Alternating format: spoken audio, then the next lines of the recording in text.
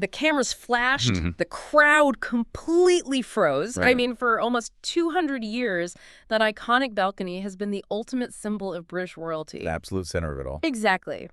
But behind those grand, imposing walls, the ultimate celebrity family is quietly packing their bags. Yeah, they really are. The monarchy's biggest tradition just crumbled, literally. It really did. Welcome to Starscope Report. Join us as we uncover Hollywood drama, music industry shakeups, and viral influencer scandals. From red carpet surprises to social media controversies, we dive deep into the stories behind the fame. And today's deep dive is a wild one. Oh, it is, because you, the listener, are going to get an absolute inside look at a massive shift in royal pop culture. We're breaking down a headline that's been everywhere. King Charles makes a surprising royal living decision. Yeah, a decision that completely ends the tradition started by Queen Victoria, like way back in 1837. Which is just wild to think about. And, here is where it gets really interesting for you guys listening. This decision ties directly into PR scandals, hidden financial secrets, and, honestly, the very survival of the world's most famous family. It does. It really does. Yeah. So, to set the stage here, the central headline driving all of this is just a major real estate move. Right. King Charles and Queen Camilla have announced they will not move into Buckingham Palace after its massive resurfacing program finishes in 2027. Wait, not at all. Not at all. And, I mean, we are talking about a renovation bill of £369 million. Oh, my God. Yeah, which is roughly $487 million US dollars. That is, I have to admit, when I first read that, my jaw literally dropped. Yeah. Like, we are talking about a 775-room palace. It has housed every single British monarch for nearly 2 centuries. Every single one. And to authorize a $500 million renovation and then just decide, you know what, we aren't even going to sleep there. Yeah, it sounds completely absurd on paper. Instead of taking up residence in the newly renovated palace, they're just going to remain at Clarence House. Which is where he's lived for a while, right? Exactly. It's been Charles's London home since 2003. Okay, but I just keep hearing the building was in bad shape. But, how bad are we actually talking? It's a palace. You'd think so, right? Surely it is kept up to some basic standard of luxury. Well, the operational reality of what King Charles actually calls the big house is staggering. The big house? That sounds like a prison. Right.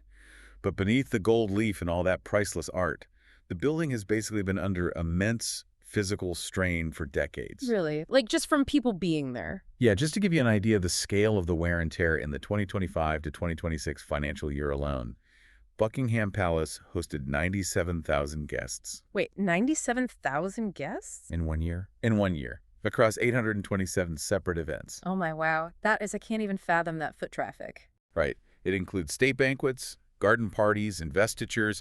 It is essentially a massive, high-traffic hotel and office building that never actually closes. Okay, so it never closes. Which means you can't just shut down a wing for a week to fix the plumbing. Exactly. Fundamental maintenance was just deferred for generations. Okay, deferred maintenance is one thing, but I was reading through our sources for this deep dive, and there were details that honestly sounded like an absolute nightmare. Oh, the details are genuinely shocking, especially for a head of state's residence. Tell me about the mice. Yeah, so going back to 2001, there was an incident where literal mice were found running around in Queen Elizabeth's kitchen. In the Queen's kitchen? Yes. And this wasn't just some internal secret. This fact apparently shocked former U.S. President Barack Obama. I mean, can you imagine? You invite the president over and there's just mice scurrying around the palace? It's crazy. But then, the danger escalated significantly. Right, it stopped being just a gross pest problem. Exactly. In 2007, a literal chunk of masonry detached from the palace facade fell and narrowly missed Princess Anne. Wait, a falling building almost hit a royal family member? Yes, narrowly missed her. That is insane. So that was the wake-up call. Yeah, that was the turning point where it stopped being about, chipped paint and started being about imminent physical danger. So that's what triggered this massive £369 million bill. Pretty much. That is what brought the National Audit Office into the picture. Right. They conducted a full review and reported that the palace needed urgent, massive updates simply to prevent a catastrophic fire or a flood. Just to keep it standing. Basically. Yeah. So they launched a 10-year resurfacing program in 2017, which is meant to run until 2027. Okay, but to understand that massive cost, you have to look at the mechanics of what they're actually doing, right? Because they aren't just like putting down new carpet or picking out new drapes. No, not at all. They're replacing totally obsolete plumbing and boilers that literally date back to the 1940s and 50s. And more alarmingly, they have had to rip out 3.5 kilometers of vulcanized Indian rubber cabling.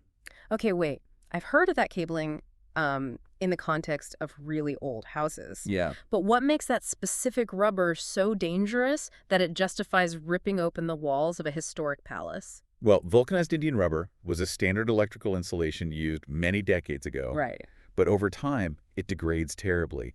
The rubber becomes highly brittle and it cracks. Oh, I see. Which leaves live electrical wires completely exposed. Oh, wow. So you just have live wires sitting in the wall. Exactly. When you have 3.5 kilometers of exposed, sparking wires running through a 300-year-old building filled with dry, ancient timber and priceless tapestries. You don't just have a fire hazard. No. You have a ticking time bomb. That is terrifying. So they have to fix it. I completely get that. Mm-hmm. But looking at the timeline, I mean, any home renovation is a headache.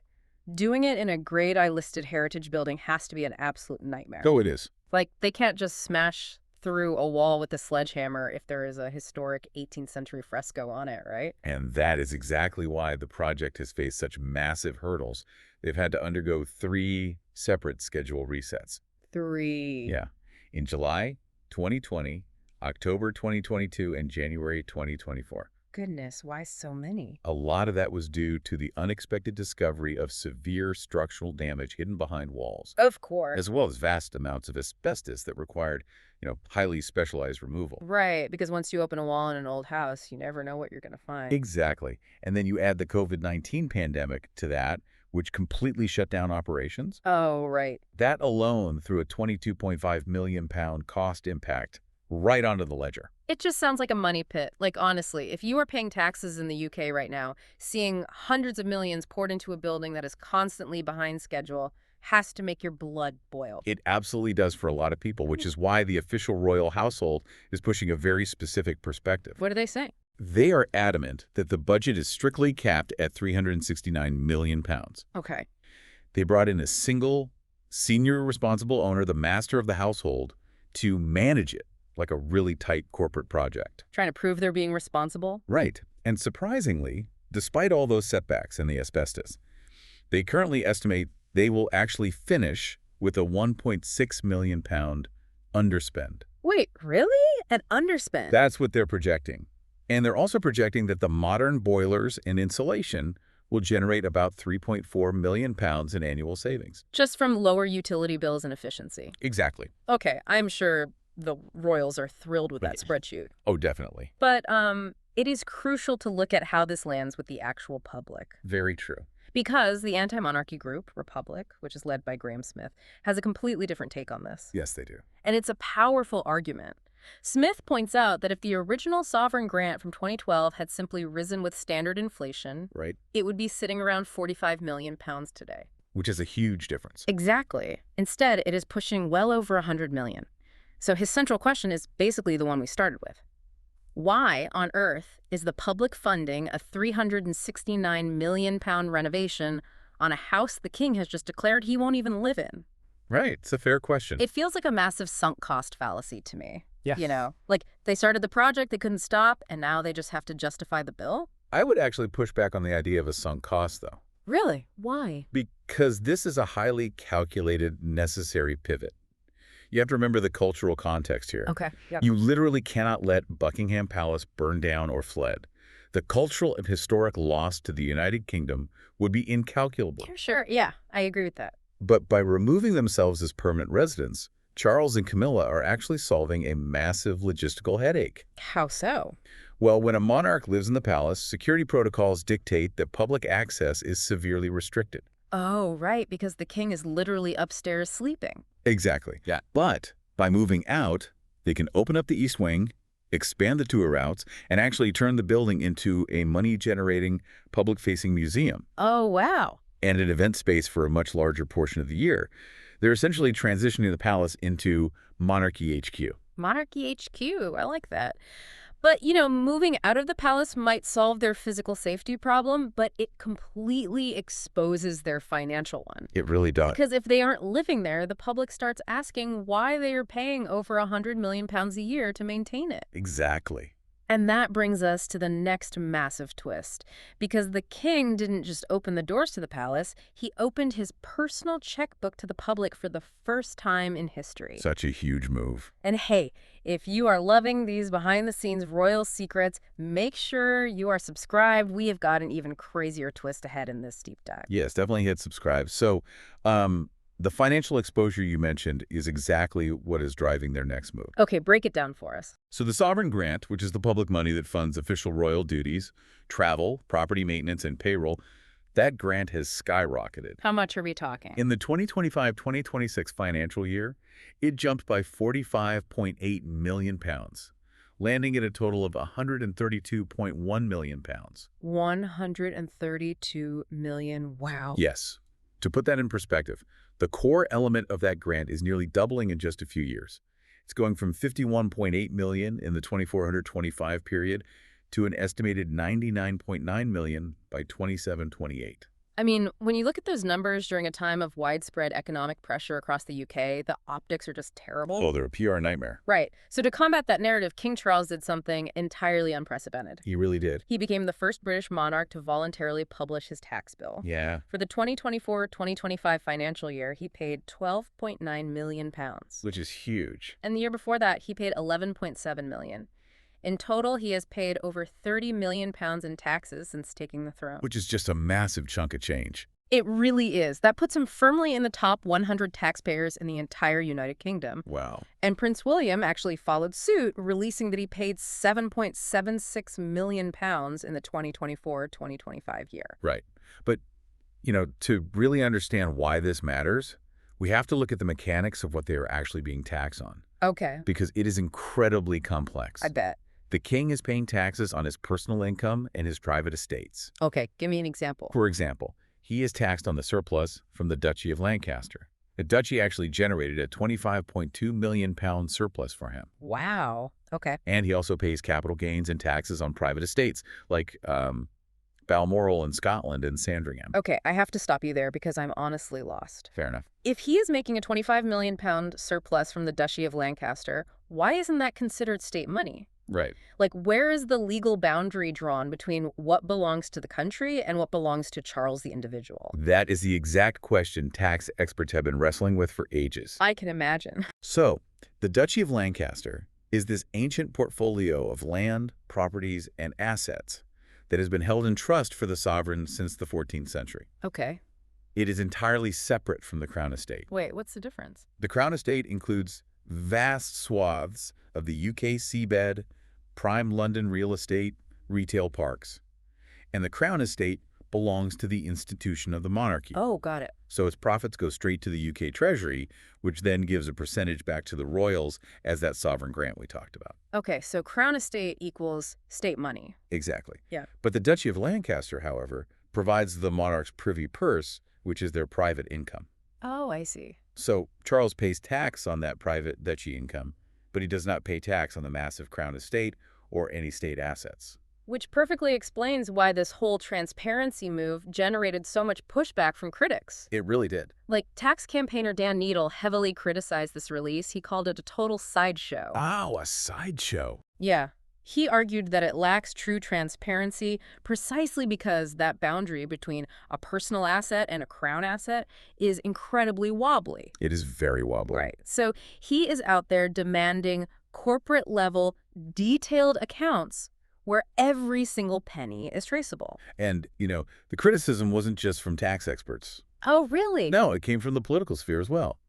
Labor peer George Folks called the tax reveal a blatant diversionary tactic. A diversionary tactic. I mean, I can see why he'd say that. Exactly. In his view, volunteering this tax information right now was designed specifically to distract the public and the media from that massive £132 million sovereign grant increase. Just, hey, look over here at my taxes. Right. And Folks is demanding that a parliamentary committee be established to closely supervise how royal expenditure is actually handled. No, it is really hard to argue with folks when you contrast the king's taxes with some of the family spending habits. Oh, absolutely. For example, the records showed Prince William took a round-trip charter flight to Saudi Arabia that cost the public £130,106. For one flight. For one flight. So, I just have to ask, why suddenly show us the receipts? That's a great question. Because the king is not legally obligated to pay this tax. Queen Elizabeth only started volunteering to pay tax in 1993, and that was only after the Windsor Castle fire caused a massive public outcry over who was going to pay the repair bill. Exactly. So why is Charles volunteering this incredibly sensitive financial information right now? Basically, because the environment has fundamentally changed. How so? The mystery and, the silence that protected Queen Elizabeth for 70 years simply will not work for Charles. The public won't accept it anymore. No, they won't. This is an institutional survival tactic. You really have to look at the monarchy as a 1,000-year-old institution that relies entirely on public consent to exist. Right. If the public turns on them, it's over. Exactly. If the public decides the royals are just a drain on resources, the institution falls. So it's PR. Yeah. By acting transparent, by putting those multi-million-pound tax figures in the headlines, the king is actively projecting a new era of openness. He's trying to get ahead of the narrative. He wants to justify their cost to the British public, and crucially, he wants to distance the current working royals from recent controversies. Which brings us to the real underlying motive for all of this. Oh, yeah. Later in this deep dive, we are going to look at the shocking twist nobody saw coming, the dark shadow the monarchy is desperately trying to outrun, and how a prison rent plays into Prince William's master plan. It's quite the master plan. It really is. Keep listening to see how all these pieces fit together. So let's examine that dark shadow you mentioned. Yes, let's get into it. If we look at this great rebrand, we have to address the elephant in the room. The royal family is actively trying to shed its toxic past. They really are. They are treating the monarchy almost like a modern brand that has acquired some highly damaging liabilities and, just needs a total image overhaul. And we have to state clearly why this overhaul is happening for the listeners who might not be caught up. Right. The royal family is actively trying to shift the global narrative after months of embarrassing and damaging headlines regarding the former Prince Andrew, who is now known as Andrew Mountbatten Windsor, and his well-documented links to the convicted sex offender, Jeffrey Epstein. Exactly. And the timing of these new operational decisions is just not a coincidence. Not at all. The decision to permanently leave Buckingham Palace, the decision to open the books and release their tax records, these are deliberate, highly coordinated PR strategies. They're building a new identity. Yes. They are designed to create a stark visual and narrative contrast. Right. On one side, the public sees the scandals and secrecy associated with Andrew, and on the other side, Charles and William are projecting total transparency, accountability, and modernization. It really is a complete generational shift in how they operate. Huge shift. Like, Prince William and Princess Kate are following Charles's lead and also refusing to live in Buckingham Palace. Yeah. Instead, they have chosen to raise their 3 children, George, Charlotte, and Louis, at Forest Lodge in Windsor. Right.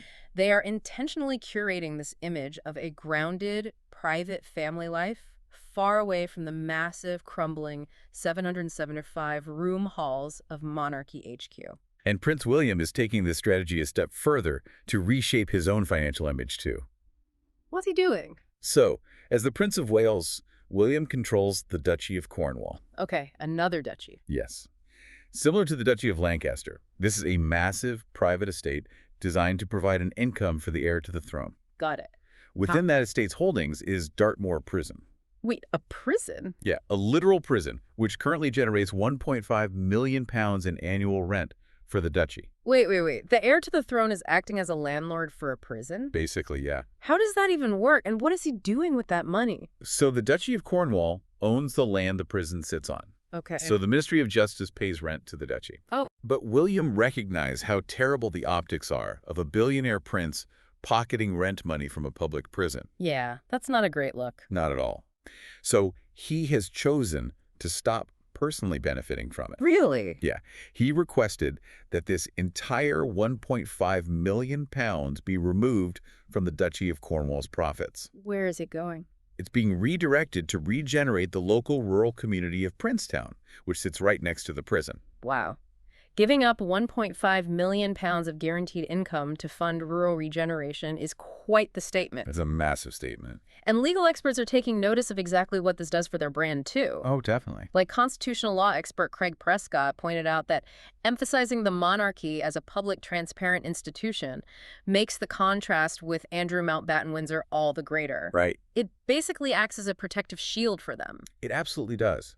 It underscores the idea that the monarchy is a public institution whose workings should be visible to the people funding it. Because if the people are paying, they want to see what's happening. Exactly. When you are open about paying your millions in taxes and you are donating your prison rent to help a local village, it makes it very hard for critics to lump you in with the secretive, scandalous behavior of the past. It totally rewrites the narrative. It changes the entire conversation. It is brilliantly executed PR. Yeah. I mean, it is honestly like watching a massive corporate rebranding. That's exactly what it is. They look at the monarchy as a brand with some highly toxic assets, and their solution is to completely change the packaging. Yeah. You know, they are moving out of the gilded palaces and into more modest homes. Right. They are opening their financial books for the world to see. They are giving away controversial rent money. But I have to ask you, and this is the core of the whole issue. Yeah.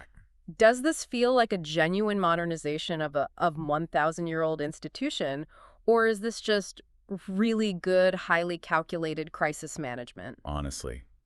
The reality is that it has to be both. Both. Yeah. They are not mutually exclusive. They are adapting to a world that demands receipts and utility. Yeah, people want proof now.